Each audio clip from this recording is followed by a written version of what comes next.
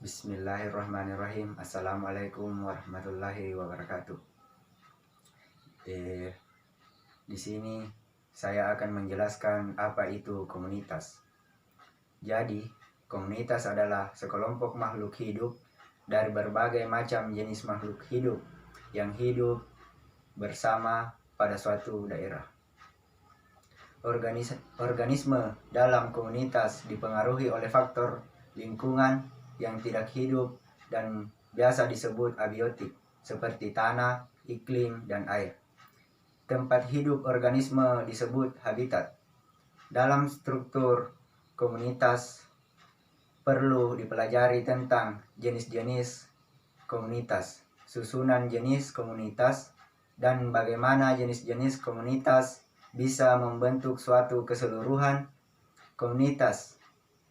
Komunitas dibagi menjadi dua, yaitu hubungan hidup bersama-sama. Macam komunitas, ada komunitas akuatik. Yang kedua ada komunitas terestrial. Ya, jadi mengemukakan bahwa untuk keanekaragaman komunitas perlu dipelajari aspek keanekaragamannya itu dalam organisasi komunitasnya. Misalnya, satu, mengalokasikan individu populasinya ke dalam spesiesnya.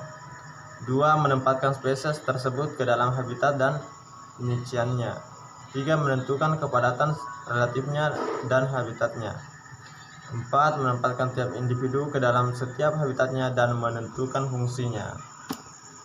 Pemberian nama komunitas dapat berdasarkan 1. Bentuk atau struktur utama seperti jenis dominan. 2. Berdasarkan habitat fisik. 3. Berdasarkan sifat-sifat atau tanda-tanda fungsional. Bismillahirrahmanirrahim. Assalamualaikum warahmatullahi wabarakatuh. Saya Hasna, NIM 1913020.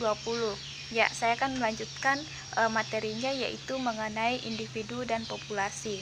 Nah, individu itu berasal dari bahasa Latin, yaitu in berarti tidak, kemudian dividus berarti dapat dibagi. Nah, individu itu dapat dilihat, dihitung atau diukur, maupun dapat dipakai dalam percobaan-percobaan tertentu. Nah, dari individu ini dapat dikumpulkan berbagai macam data, yang kemudian dari data itu dapat dipelajari tentang dunia kehidupan sebagai suatu kesatuan. Nah, contoh dari individu yaitu seorang manusia, atau seekor kucing, sebatang pohon, atau satu buah pulpen. Nah, setiap individu tersebut melakukan proses hidup yang masing-masing berjalan terpisah dan berbeda. Nah, selanjutnya yaitu populasi. Populasi berasal dari bahasa Latin yaitu populus, yang berarti rakyat atau berarti penduduk, yaitu sekelompok individu yang sejenis. Nah, adapun contohnya yaitu populasi komodo pada tahun 2019 di Pulau Komodo. Nah, contoh yang lain yaitu populasi sapi di padang rumput, seperti itu. Nah, adapun pengertian lain dari populasi yaitu kelompok kolektif organisme-organisme dari jenis yang sama yang menduduki suatu ruang atau tempat yang sama. Nah, adapun sifat-sifat dari populasi, 1.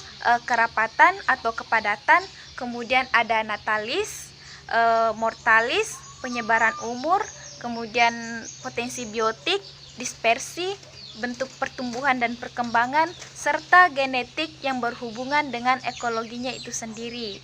Nah, itulah materi yang dapat saya sampaikan. Selanjutnya akan dilanjutkan oleh Saudari Hairani Juhar. Terima kasih. Assalamualaikum warahmatullahi wabarakatuh.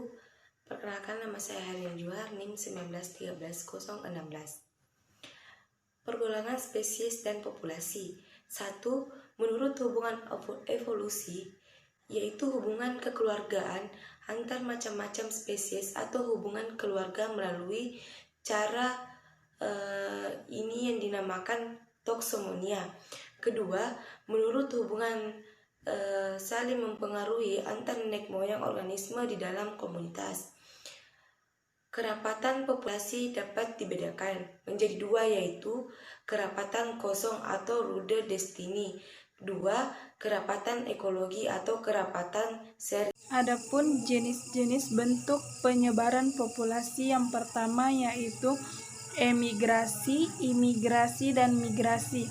Adapun tipe-tipe interaksi antara dua jenis yaitu yang pertama neutralisme, yang kedua persaingan, yang ketiga persaingan dalam penggunaan sumber daya alam, yang keempat amensalisme, yang kelima parasitisme, yang keenam pemangsaan atau predator, 7 pro-keorganisasian, kedelapan komensalisme, dan yang terakhir mutualisme. Mungkin itu penjelasan dari saya. Sekian dan terima kasih. Assalamualaikum warahmatullahi wabarakatuh.